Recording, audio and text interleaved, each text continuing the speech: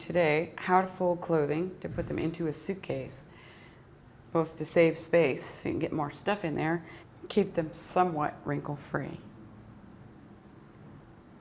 We have a big cowl neck sweater here. And during the winter, you'll probably have a lot of sweaters to put in. So what I would do with this sweater is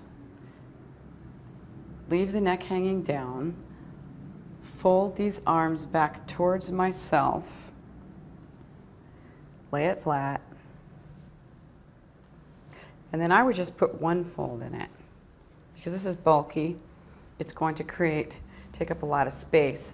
So I would just make it as flat as possible, as thin as possible.